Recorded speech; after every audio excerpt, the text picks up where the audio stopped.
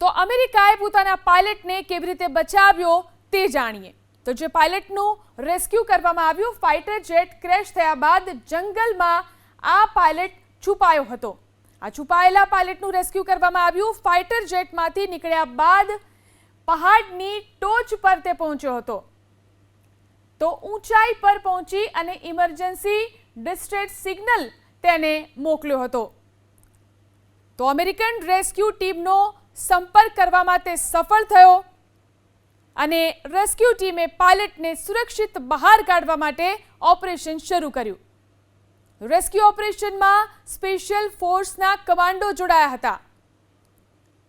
તો fighter jet અને હેલિકોપ્ટરથી અમેરિકાના કમાન્ડો ત્યાં પહોંચ્યા. ઈરાનની સેનાએ રેસ્ક્યુ ટીમને ઘેરવાની કોશિશ કરી હતી. અમેરિકાની રેસ્ક્યુ ટીમે ઈરાન પર જવાબી હુમલા કર્યા. રેસ્ક્યુ ઓપરેશનમાં અમેરિકાના વધુ 2 વિમાન પણ તબાહ થયા હતા. આખરે અમેરિકાના 3 નવા ફાઇટર જેટે મોરચો સંભાળ્યો.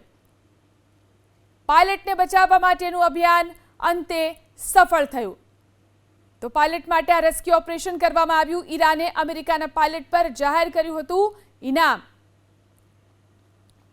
અમેરિકા નહોતું ઈચ્છતું કે પાયલટ ઈરાનના હાથ લાગે. જો પાયલટ ઈરાનના હાથમાં આવ્યો હોત તો મોટી સોદાબાજી થાત. અને એટલે જ આ પાયલટનું રેસ્ક્યુ કરી અને તેને બચાવી લેવામાં આવ્યો.